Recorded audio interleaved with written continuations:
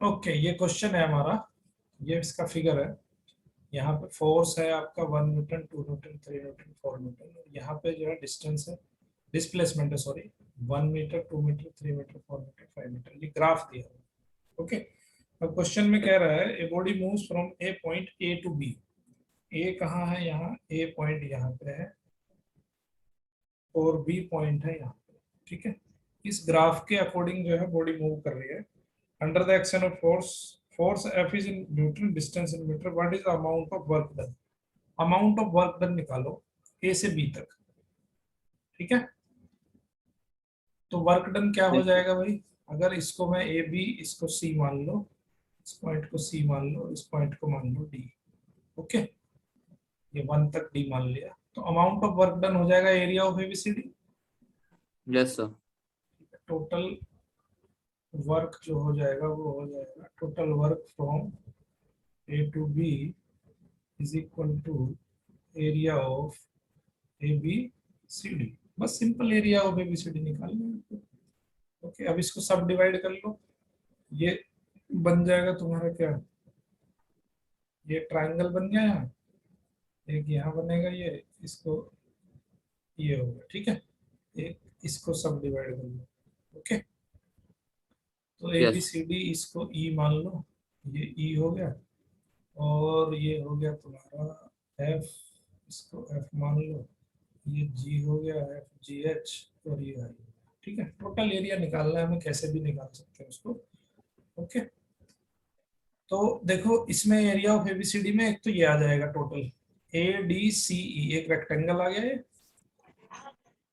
Yes sir. Area of rectangle A D C E plus area of एक rectangle, ये बन गया तुम्हारा, इसको मान लो तुम जी एच आई जे, इसको जे पॉइंट मान लो।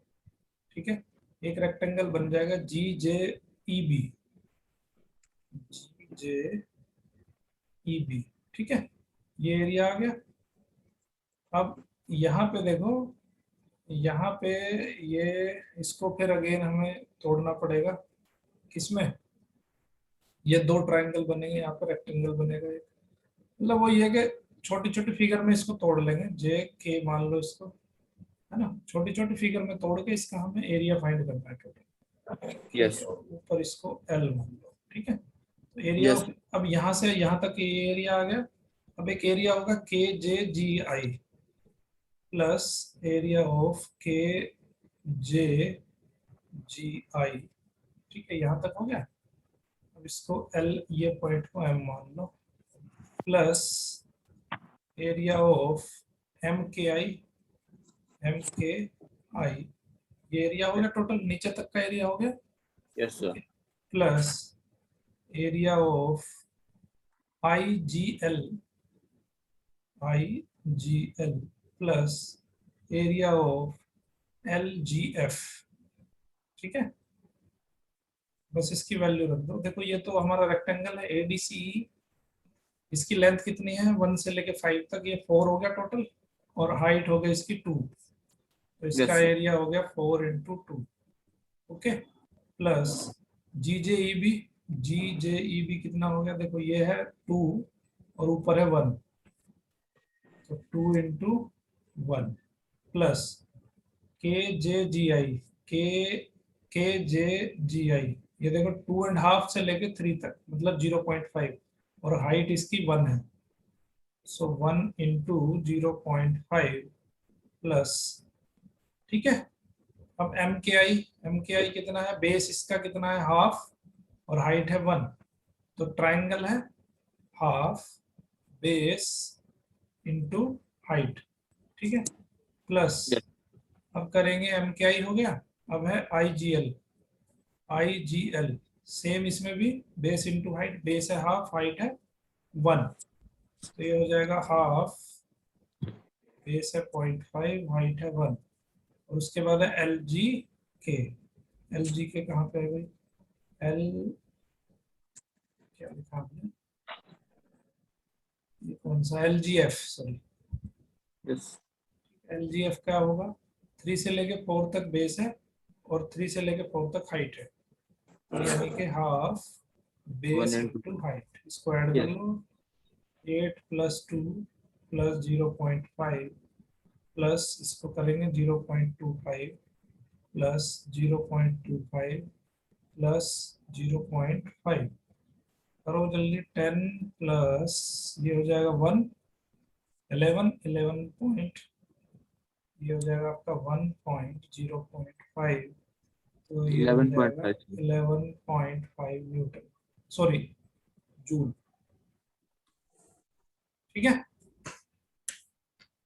yes sir समझ आई बात? तो इस तरह से हमें फाइंड करना है टोटल वर्क डन, बस एरिया फाइंड कर लेंगे। Okay yes sir okay, question ये है हमारा, यहाँ पे दिया है आपको फोर्स, फोर्स का ग्राफ ये है, फोर्स इस वाई एक्सिस के डायरेक्शन में है और ये है आपका डिस्प्लेसमेंट। ठीक है, yes sir ये एक्स है मीटर में। ओके, तो yes sir हमें फाइंड करना है कि भाई वर्क डन कितना होगा, x = 2 मीटर से x = 3 मीटर, और ये हमारा ग्राफ दिया हुआ है। ठीक है, yes sir तो अब देखो 2 से लेके 3 तक फोर्स क्या होगा, ये 2 है हमारा। ओके, तो 2 पे फोर्स कितना है, ये है, और 3 पे फोर्स कितना है, yes ये है। yes okay, so at 2 metre displacement force कितना है, फोर्स =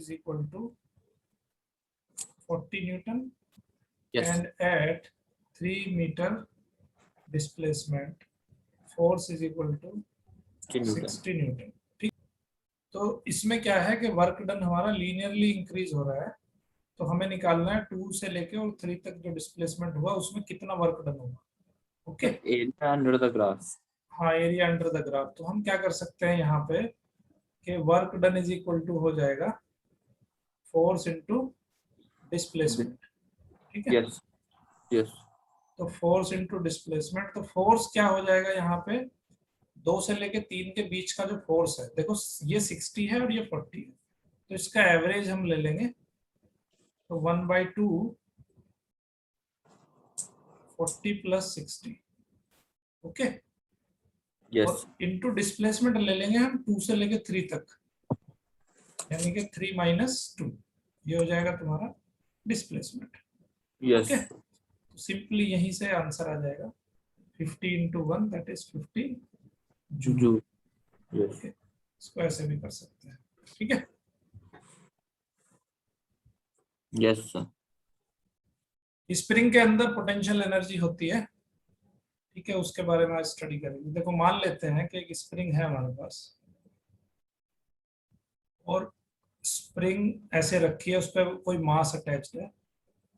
ठीक है, तो स्प्रिंग क्या है, एक प्लेन सरफेस के ऊपर ऐसे रखी है। ओके, अब क्या yes होता है, हम इसको या तो हम स्ट्रेच कर सकते हैं या इसको कंप्रेस कर सकते हैं। ठीक है, तो yes लेट अस से इन फर्स्ट केस हम इसको थोड़ा स्ट्रेच करते हैं। yes sir ओके, तो ये मास को हम स्ट्रेच करके यहाँ लेके आ जाते हैं। कितना yes स्ट्रेच हुआ ये, लेट अस से ये स्ट्रेच हुआ हमारा x। ठीक है, इसके सेंटर सेंटर पॉइंट है ये, तो सेंटर पॉइंट से हमने इसको स्ट्रेच कर दिया।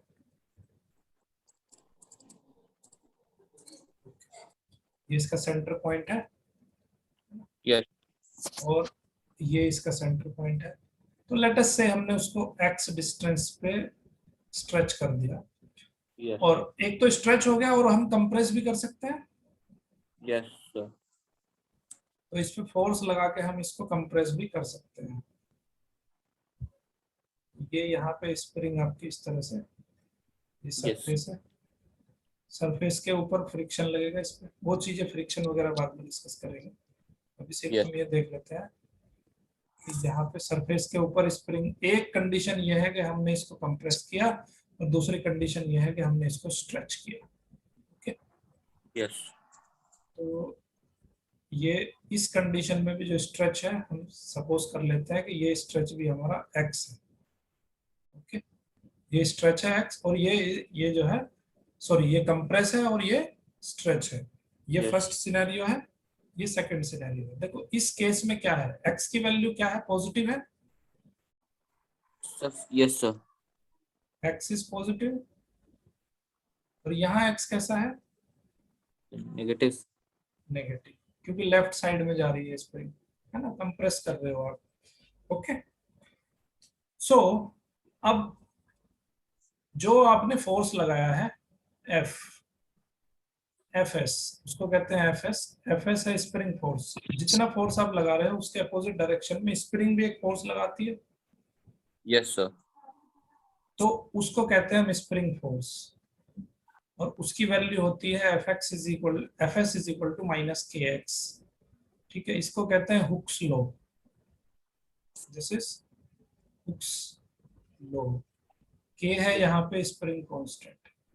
ठीक है, ये आपको याद रखना है कि कभी भी स्प्रिंग का जो फोर्स होता है एफ एस, स्प्रिंग फोर्स, वो इज इक्वल टू होता है माइनस के X, where K is spring constant, और एक्स वो है जो आपने आइदर यू आर स्ट्रेचिंग और you are compressing the spring. Yes. ठीक है, Sir, X so distance होता है sir. एक्स है डिस्टेंस, एक्स Yes. के तो स्प्रिंग कांस्टेंट हो गया, और एक्स हो गया आपका डिस्टेंस या डिस्प्लेसमेंट कह सकते हो उसको। ठीक है, या इसको कह सकते हैं कंप्रेस या स्ट्रेच, Yes, sir. कंप्रेस और स्ट्रेच, इन दोनों में से कुछ भी हो सकता है। ओके, ठीक है, तो अब Yes. अगर हमें वर्क डन बाय स्प्रिंग निकालना हो तो क्या होगा, डब्ल्यू एस। डब्ल्यू एस की वैल्यू अगर हमें फाइंड करनी हो, कहां से कहां तक, देखो एक्स है वेरिएबल, एक्स तो वेरी हो रहा है ना, Yes, sir. तो हमने क्या बताया था आपको कि डब्ल्यू अगर फाइंड करना है आपको, तो x1 से लेके और x2 तक, और f dx कर दो, ये होता है डब्ल्यू। Yes. बताया था लास्ट लेक्चर में Yes. कि work done by a body और on a body is given by x1 to x2, integration करेंगे, f Four. Variable function, variable force होगा हमारा, और dx जो है इंटीग्रेशन है with Yes. Respect to x। ठीक है, तो यहाँ पे मान लेते हैं कि x वेरी हो रहा है, कहां से वेरी हो रहा है, देखो जब ये स्टार्टिंग कंडीशन क्या थी, जीरो थी x की वैल्यू, Yes, sir. और मान लेते हैं xm तक ये वेरी हो रहा है। ठीक है, तो ये बराबर हो जाएगा fs और dx के बराबर। क्लियर है, Yes, sir. तो ws किसके बराबर होगा, जीरो टू xm, fs की वैल्यू रख दो माइनस के Yeah. X Dx. और dx, के कांस्टेंट है उसको बाहर ले लेंगे, Yes. माइनस के बाहर ले लिया, zero to xm x X dx. dx। x dx क्या होता है, इंटीग्रेशन X. क्या होता है, X square by two, Yes, sir. और लिमिट कहां से कहां तक, zero Sir, to XM. xm। अब ये टू भी कांस्टेंट है, इसको बाहर ले लेंगे, तो हो जाएगा माइनस के बाई टू, और ये बचेगा x M square minus zero, तो ये वैल्यू आ गई minus K by two X M square. तो वर्क डन कितना आ गया, वर्क डन बाई स्प्रिंग कितना आ गया, minus K by two X M square. समझ आई बात। Yes, sir. तो कोई भी स्प्रिंग अगर हम उसको स्ट्रेच करेंगे या हम उसको पुल करेंगे, तो दोनों कंडीशन में स्प्रिंग का जो वर्क डन होगा वो इतना होगा। क्लियर है, Yes. Yes. Okay. Good.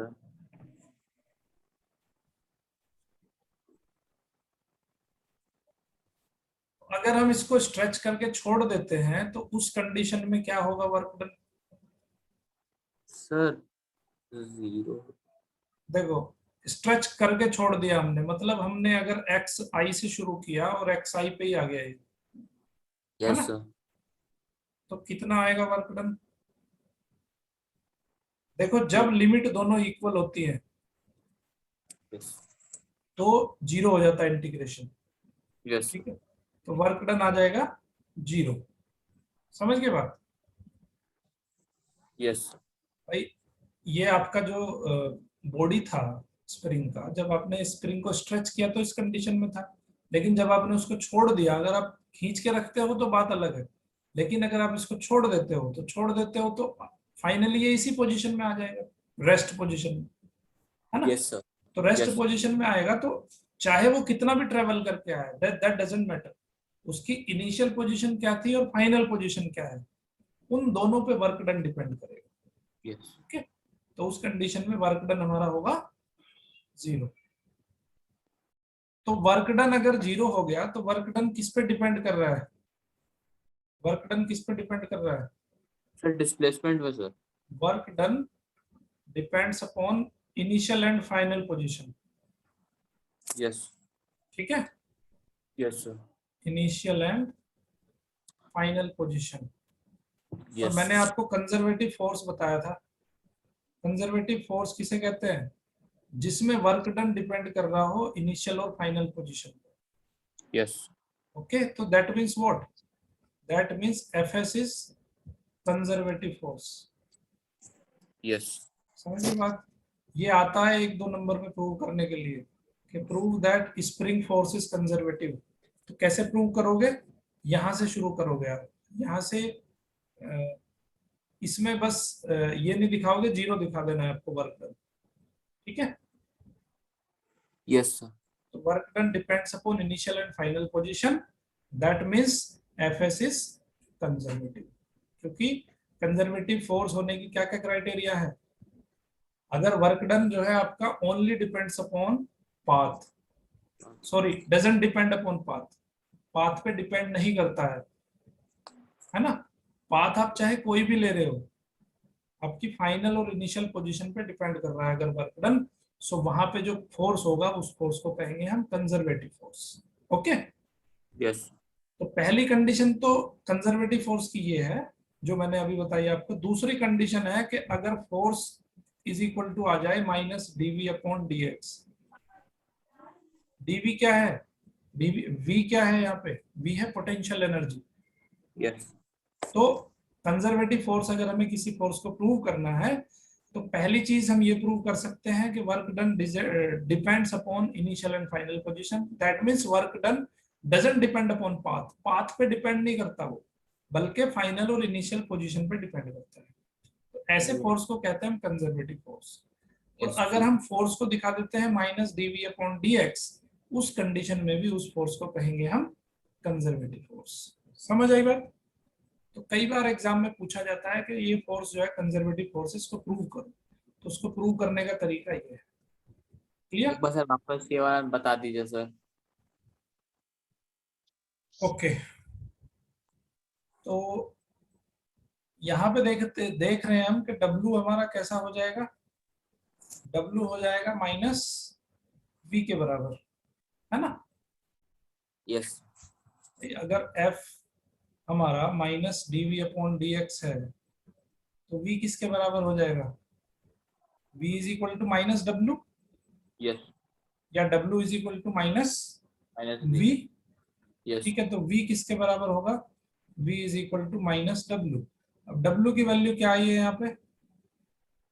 W की वैल्यू आई है minus minus half k x M square, यही आई है। यस सर तो V कितना आ गया? V आ गया आपका half k x M square. तो ये आ गई potential energy of spring. Clear है? Yes sir potential energy of spring. तो अब देखो आपने क्या किया है कि स्प्रिंग आपकी ऐसे, ये इसकी इनिशियल पोजीशन थी और अब आपने क्या किया, इसको स्ट्रेच करके छोड़ दिया है। ओके, तो अब ये क्या करेगा? टू एंड फ्रो मोशन करेगा। पहले आपने इसको इधर खींचा, फिर ये इधर जाएगा, टू एंड फ्रो मोशन करेगा, है ना? जैसे पेंडुलम घूमता है। क्लियर? यस यस पेंडुलम इधर से इधर घूमता है, इसी तरह से इस मास की भी टू एंड फ्रो मोशन होगी।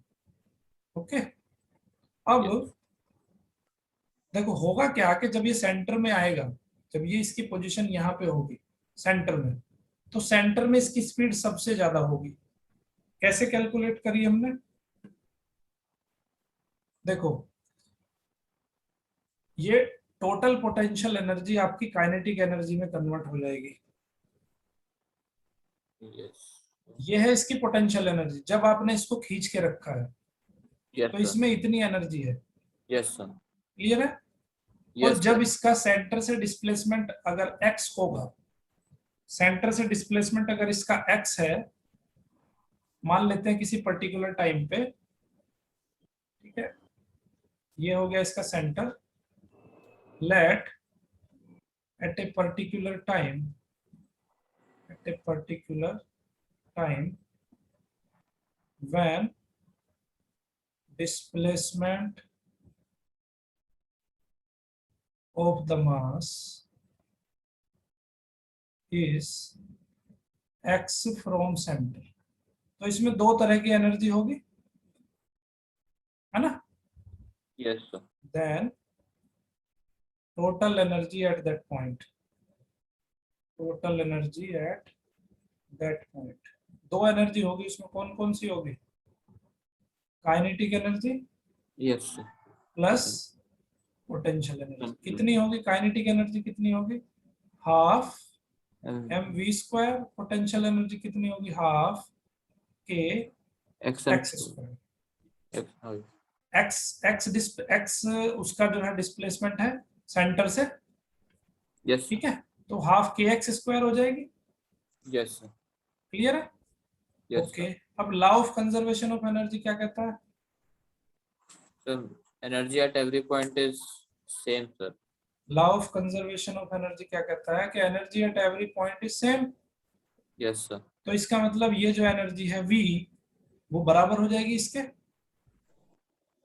That yes is sir, half k x M square किसके बराबर हो जाएगी? Half M we square plus half k x square. Clear है? क्लियर है भाई? yes sir, okay. अब देखो, जब ये सेंटर में होगा तो क्या होगा? sir, डिस्प्लेसमेंट कितना होगा? that's 0 sir, zero. Eight centre x की वैल्यू कितनी होगी? 0। 0 एक्स एम है आपका मैक्सिमम डिस्प्लेसमेंट, ठीक है। एक्स एम है स्ट्रेच, जितना आपने स्ट्रेच किया है उसको। yes एक्स एम है मैक्सिमम डिस्प्लेसमेंट, चाहे वो स्ट्रेच हो चाहे वो पुल हो, ठीक है। तो ये हो गया आपका मैक्सिमम डिस्प्लेसमेंट। तो at centre x is equal to 0 होगा, तो उस कंडीशन में क्या होगा? Half k x M square is equal to half M we square, ठीक है।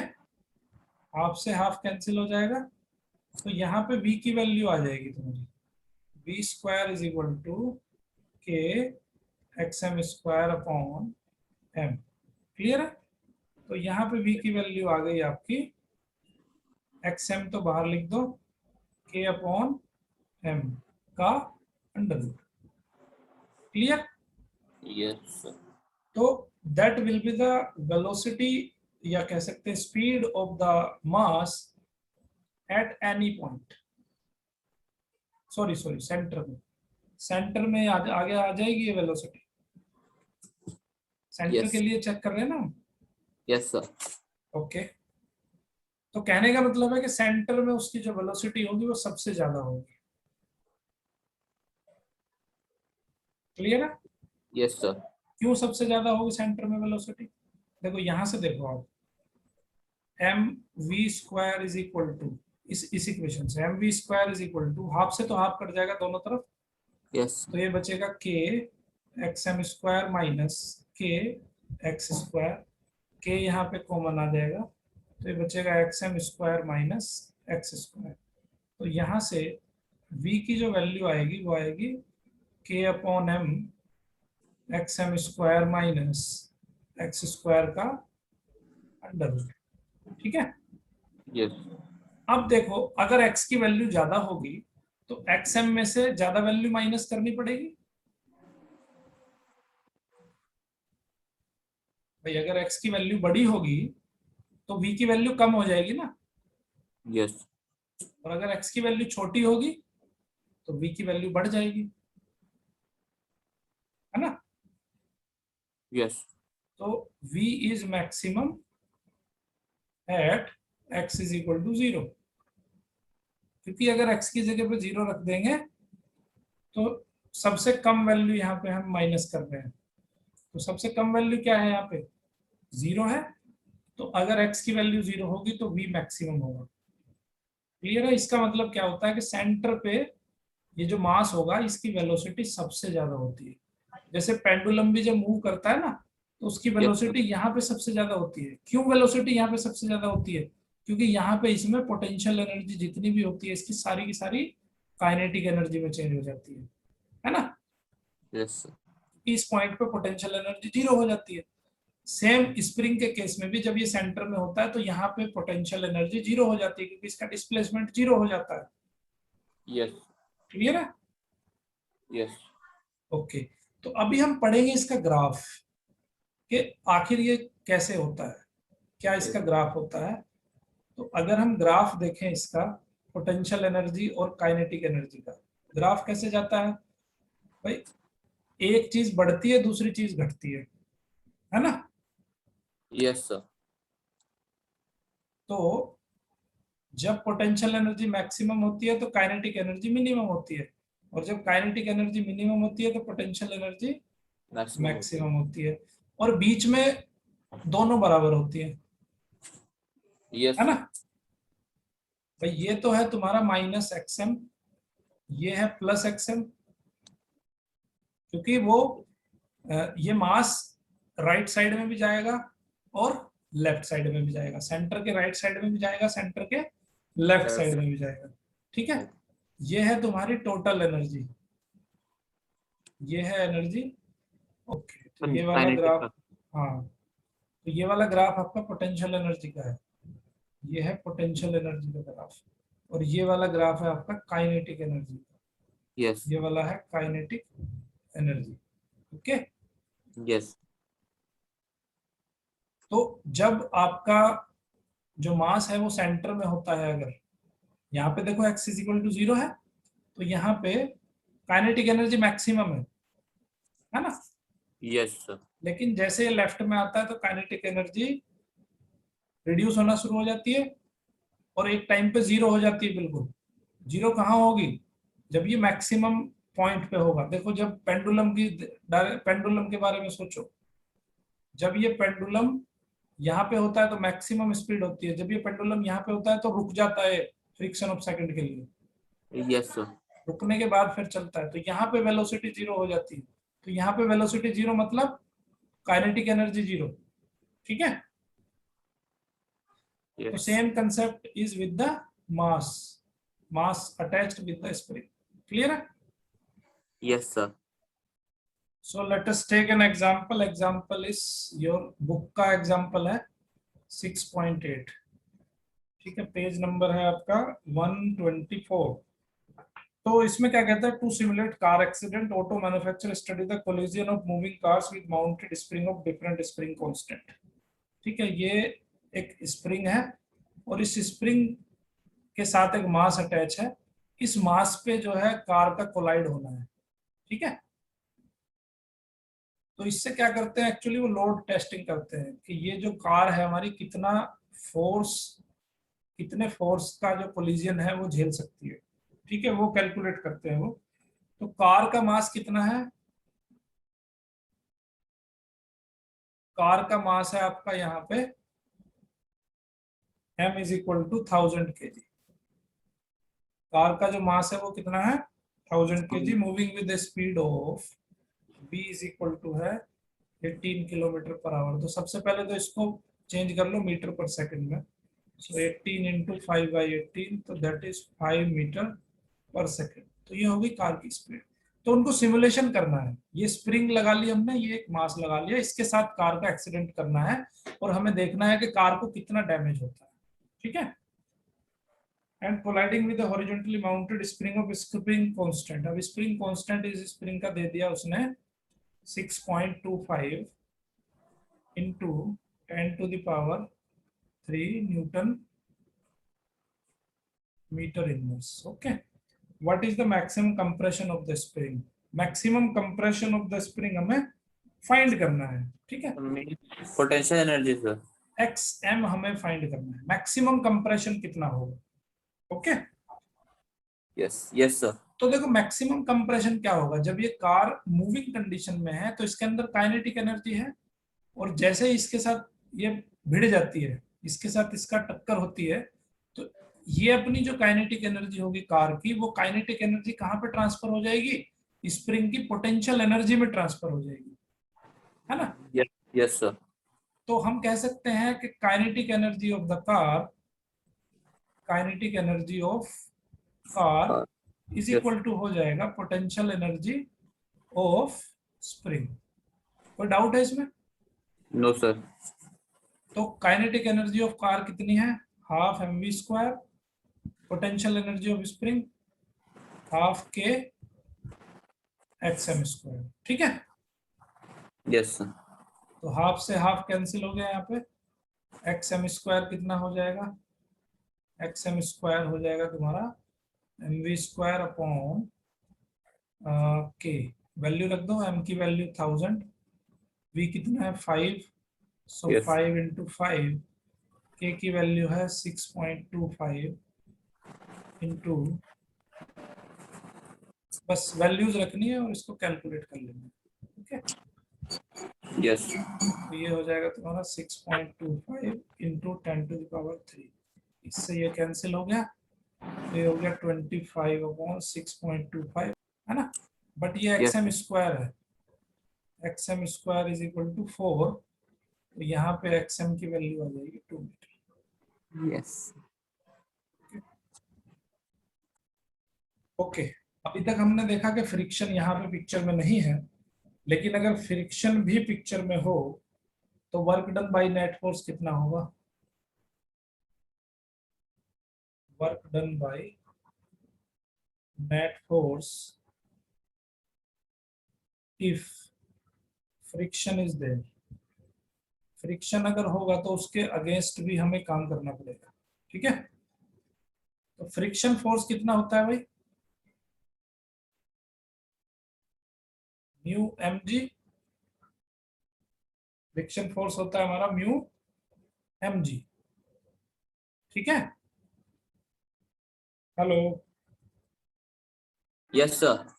ओके. तो वर्क डन कितना हो जाएगा total? So total work done हमारा हो जाएगा W इज इक्वल टू, एक तो ये वर्क डन है, सॉरी ये तो नॉर्मल कंडीशन में वर्क डन है स्प्रिंग फोर्स के against, yes sir. Half k x M square. ठीक है, yes. Okay, Yes, plus sir. Plus friction force के अगेंस्ट भी हमें काम करना पड़ेगा, है ना? यस. Yes sir. तो फ्रिक्शन फोर्स कितना है? Mu m g. Mu Yes. M g ये तो फोर्स हो गया, और डिस्प्लेसमेंट है हमारा x m. Okay, yes sir. समझ में आई बात? ये हो गया total work done by what? Total work done by spring. Sir friction add क्यों हुआ सर? स्प्रिंग फ्रिक्शन के अगेंस्ट काम करेगी, क्योंकि स्प्रिंग क्या चाहती है? अपने मोशन को टू एंड फ्रो करना. Yes sir. तो टू एंड फ्रो मोशन का फ्रिक्शन हमेशा अपोजिशन करेगा. अगर स्प्रिंग इस बॉडी को इधर खींचना चाहती है तो फ्रिक्शन इस डायरेक्शन में लगेगा, है ना? Yes sir. अगर स्प्रिंग इधर लेके जा रही है इसको तो फ्रिक्शन इसके अपोजिट डायरेक्शन में लगेगा. तो दोनों ही कंडीशन में फ्रिक्शन इसका अपोज करेगा. तो total work done by spring कितना हो जाएगा? Half k x M square plus mu m g x m. Mu m g force हो गया और एक्स एम हो गया उसका डिस्प्लेसमेंट. क्लियर है? Yes. Yes. So if v is the velocity of body, तो क्या होगा? सर. तो स्टार्टिंग में उसके पास काइनेटिक एनर्जी थी, yes. Half M we square is equal to half k x m square mu m g x m. देखो एक कंडीशन, एक जब वो किसी भी कंडीशन में उसकी काइनेटिक एनर्जी ये होगी और किसी भी कंडीशन में उसकी टोटल एनर्जी ये हो जाएगी, यस है ना। यस सर तो ये काइनेटिक एनर्जी कहाँ होगी? At centre. Yes sir centre में खाली काइनेटिक एनर्जी होगी ना उसमें, और ये हो Yes. जाएगी टोटल एनर्जी।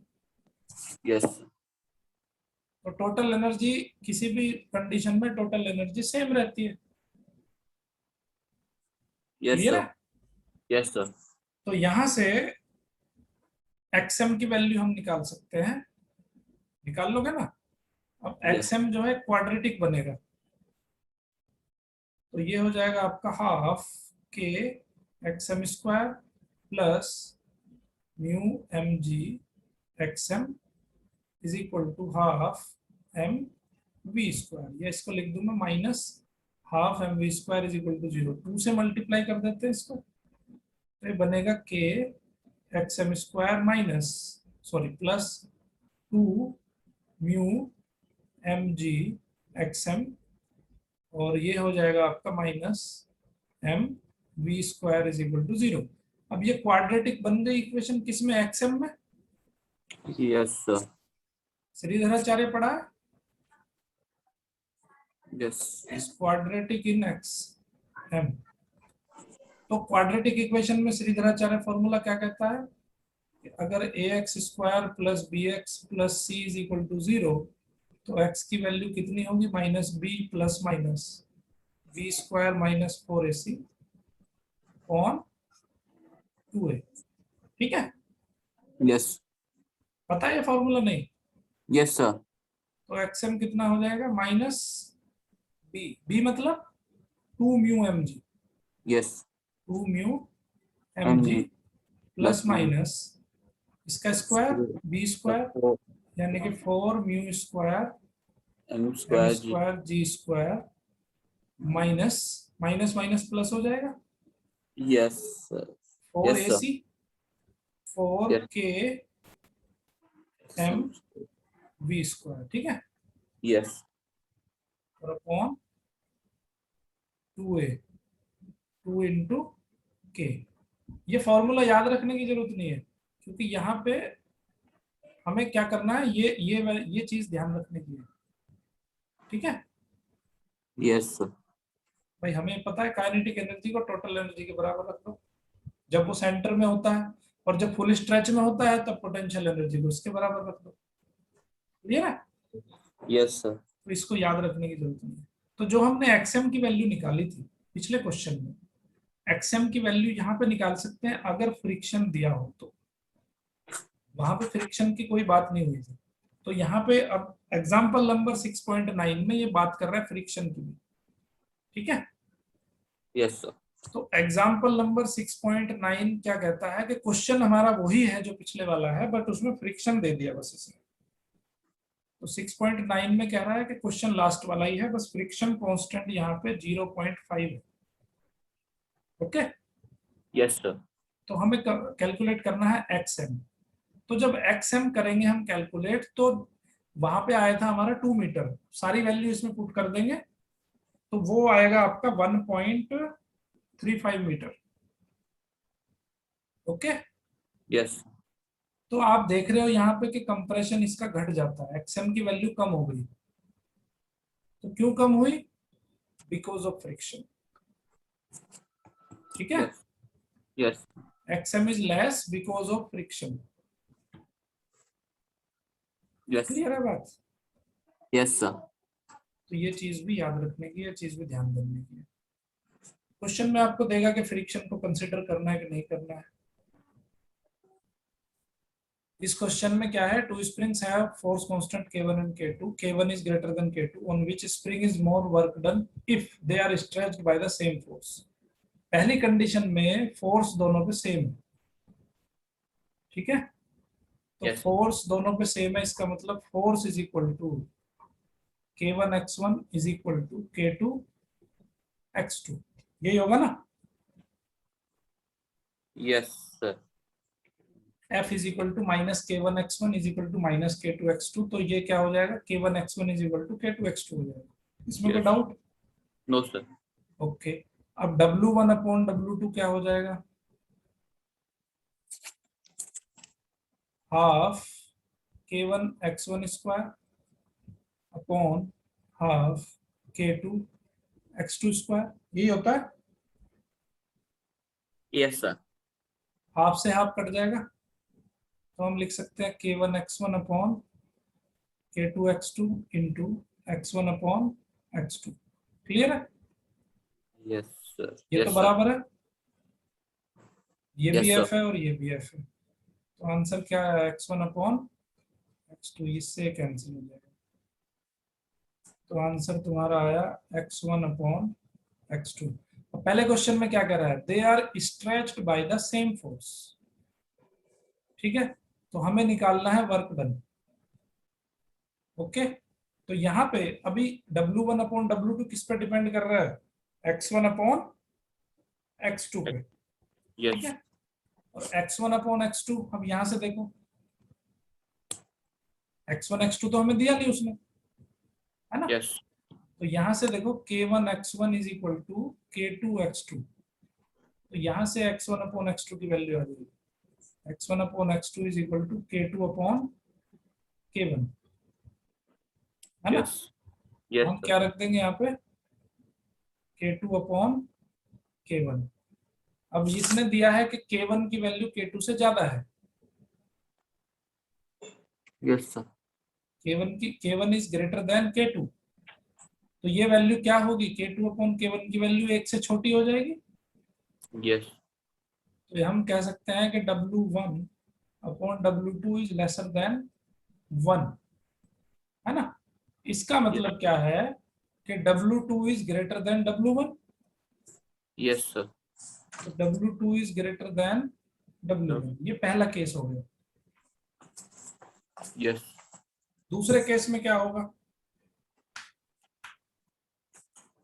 दूसरे केस में कह रहा है कि they are stretched by the Same same amount. Amount, ठीक है, मतलब Yes. उसमें x की वैल्यू बराबर है, तो उस केस में W1 अपॉन W2 निकाल लो, W1 अपॉन W2, फिर यही लिखेंगे half k1x1 square upon half k2x2 square, half से हाफ कैंसिल, तो हम इसको लिख सकते हैं,